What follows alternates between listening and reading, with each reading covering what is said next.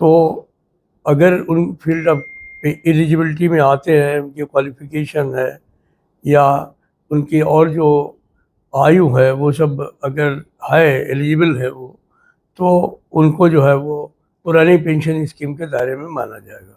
अगर आपके परिवार में किसी की नौकरी, जो सरकारी नौकरी है, वो अनुकंपा के आधार पर हुई है, लेकिन वो नौकरी 2004 के बाद लगी हो और पोस्ट जो निकली थी, जो रिक्ति थी, जो वैकेंसी थी, वो 2004 के पहले की हो, तो ये वीडियो आपके लिए बेहद खास है, या यूं कहें कि आपकी जिंदगी बदल सकती है ये वीडियो। जी हां, सरकार के सबसे बड़े स्तर पर अब उस मुद्दे पर बड़ी सहमति बन चुकी है जिसका इंतजार देश भर के हजारों कर्मचारियों और उनके परिवार सालों से कर रहे थे। और सबसे बड़ी बात, ये खबर तो हमने आपको भी कुछ दिनों पहले बताई थी, वो कि ये ऐसी सहमति बन गई है, लेकिन इस वीडियो में आप खुद सुनिए उस मीटिंग में क्या कुछ हुआ, खुद नेशनल काउंसिल जेसीएम के स्टाफ साइड के कन्वीनर सेक्रेटरी शिव गोपाल मिश्रा जी से।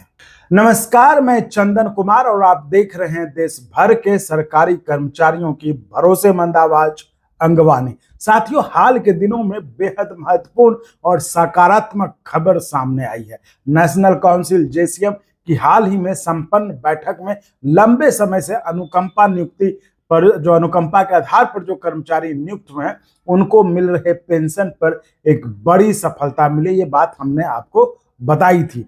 तो कैबिनेट सचिव ने इस प्रस्ताव की स्वीकृति प्रदान कर दी है। वर्ष 2004 के बाद जो भी अनुकंपा पर जिन कर्मचारियों की नियुक्ति हुई है, लेकिन ये जो वैकेंसी थी, जिस वैकेंसी के अगेंस्ट उनकी नौकरी हुई अनुकंपा के आधार पर, वो अगर एनपीएस लागू होने से पहले की थी, ठीक है, अगर एनपीएस लागू होने से वो पहले की रिक्ति थी, पहले की वैकेंसी थी, तो अब उन्हें ओपीएस यानी कि पुरानी पेंशन स्कीम योजना के दायरे में लाने जाने का रास्ता साफ हो गया है। और यह फैसला देश भर के हजारों कर्मचारियों और उनके परिवार के लिए राहत, सुरक्षा और सम्मान की बड़ी खबर बनकर आया है।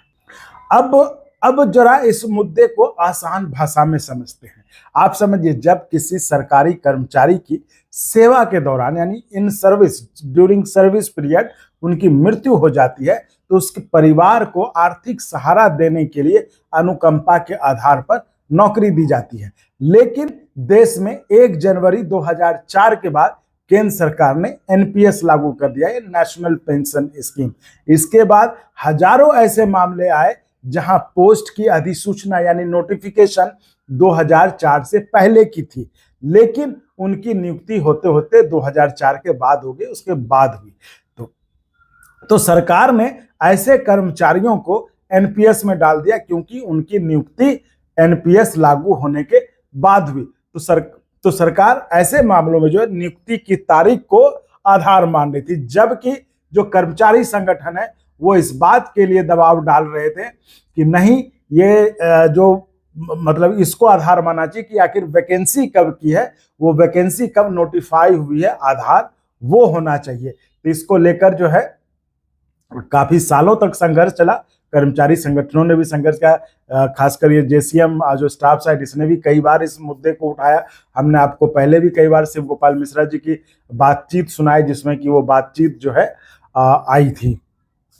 तो अब जाकर जो है इस पर जो है, मतलब आप कह लीजिए कि जो इतने सालों के जो है संघर्ष के बाद जो है ये बड़ी सफलता निकल कर सामने आई है। अभी हाल ही में जो नेशनल काउंसिल जेसीएम की बैठक हुई, इस मुद्दे को जोरदार तरीके से उठाया गया। जेसीएम स्टाफ साइड के जो सेक्रेटरी हैं शिव गोपाल मिश्रा जी, उन्होंने सरकार के सामने साफ कहा, चूंकि इस मीटिंग की अध्यक्षता जो कैबिनेट सेक्रेटरी करते हैं, इसलिए ये मीटिंग बहुत महत्वपूर्ण थी और देश का सबसे बड़ा अधिकारी कैबिनेट सेक्रेटरी वो इस मीटिंग के चेयर पे थे। तो आप समझ लीजिए कि मीटिंग कितनी महत्वपूर्ण होती है। तो वहां पर जो उनके सामने शिव गोपाल मिश्रा जी, जो कि सेक्रेटरी हैं स्टाफ साइड जेसीएम के, उन्होंने इस मुद्दे को फिर से जोरदार ढंग से उठाया। उन्होंने कहा कि ये सिर्फ पेंशन का मामला नहीं है, बल्कि हजारों प्रभावित परिवारों के साथ न्याय का मामला है। इसके बाद कैबिनेट सचिव ने कैबिनेट सचिव स्तर पर इस प्रस्ताव उन्होंने जो है एक सहमति दी कि हाँ इसका जो है ऐसे मतलब लागू कर दिया जाना चाहिए। और अब उम्मीद की जा रही है उनके बाद, चूंकि देश का सबसे बड़ा अफसर मतलब आला अफसर ने जब वहां मीटिंग में सबके सामने कह दिया, तो अब ये उम्मीद की जा रही है कि अब ये आदेश जो है बहुत जल्द जो है आपके हमारे सामने होगा, जिस आदेश का इंतजार आप लोग पिछले कई महीने से कर रहे थे। क्योंकि हमने कुछ महीने पहले आपको एक वीडियो दिखाया था शिव गोपाल मिश्रा जी के साथ उस बातचीत का, उसके बाद आप लोग कई बार ये सवाल पूछे कि आखिर वो आदेश कब आएगा। तो अब चूंकि कैबिनेट सेक्रेटरी ने इसको कह दिया है, तो अब ये आदेश जो है बहुत जल्द जो है हमारे आपके सामने होगा। सभी आप सभी को पता है कि हमारे नेशनल काउंसिल जीसीएम की बैठक थी कैबिनेट सेक्रेटरी की अध्यक्षता में, जिसमें सभी विभागों के विभागाध्यक्ष और सेक्रेटरी शामिल थे।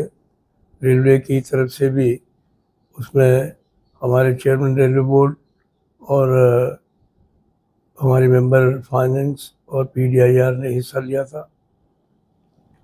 और उसमें बहुत सारे महत्वपूर्ण निर्णय लिए गए तमाम विषयों पर।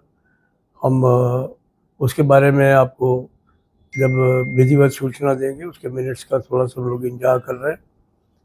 लेकिन एक महत्वपूर्ण निर्णय कल हमारे माननीय टीवी सोमनाथन कैबिनेट सेक्रेटरी साहब ने दिया, वो ये है कि जिन लोगों की मृत्यु 2003 के साल में हो गई और उनके वारिस जो है उनको नौकरी जो है वो अनुकंपा के आधार पर 2004 में मिली, तो अगर उन फील्ड ऑफ एलिजिबिलिटी में आते हैं, उनकी क्वालिफिकेशन है या उनकी और जो आयु है वो सब अगर है एलिजिबल है वो, तो उनको जो है वो पुरानी पेंशन स्कीम के दायरे में माना जाएगा।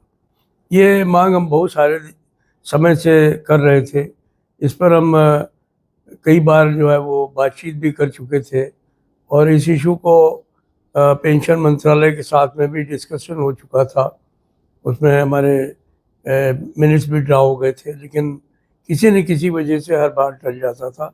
मुझे खुशी है कि इस बार हमारे कैबिनेट सचिव महोदय ने इसको बहुत ही संवेदनशीलता के साथ लिया और उसको तुरंत हल करने का काम किया।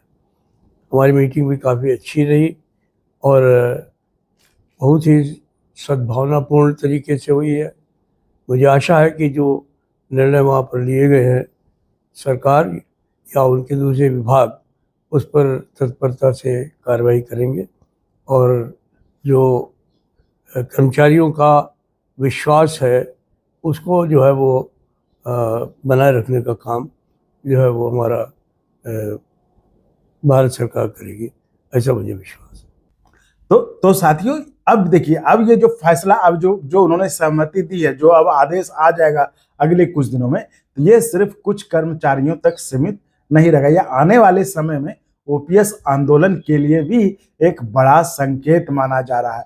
अगर सरकार इसे औपचारिक रूप दे देती है तो हजारों परिवारों को आर्थिक सुरक्षा तो मिलेगी ही, और सबसे बड़ी बात, और ये फैसला मतलब सबसे बड़ी बात, अगर ये जो फैसला हुआ है ये इस बात को साबित करता है कि अगर कर्मचारी एकजुट होकर अपनी आवाज उठाए और अपनी आवाज पर डिगे रहे अपने मुद्दे पर, तो सरकार को निर्णय लेना पड़ता है। सरकार मतलब भले देर हो जाए लेकिन उसको निर्णय जो है लेना पड़ता है।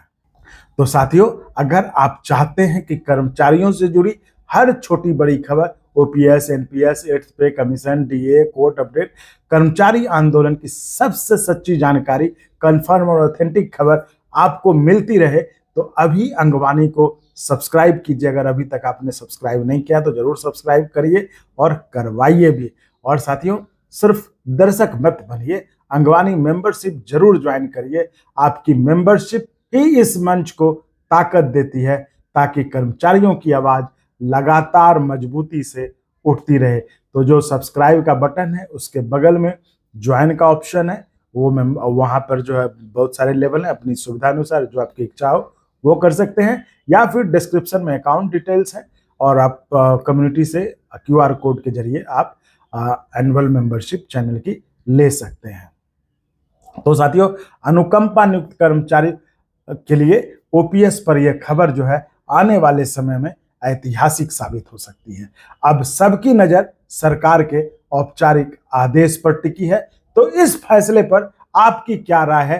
क्या सरकार को एनपीएस कर्मचारियों के लिए भी इसी तरह ओपीएस बहाल कर देनी चाहिए? तो कमेंट करके अपनी राय जरूर बताइए, और वीडियो पसंद आया हो तो लाइक, शेयर, सब्सक्राइब जरूर करें, कर हमारा हिम्मत जरूर बढ़ाएं। तो चलिए, ऐसे ही किसी और महत्वपूर्ण मुद्दे के साथ जो आपसे ही जुड़ी है, तो अगले वीडियो में मुलाकात होगी। तब तक के लिए धन्यवाद।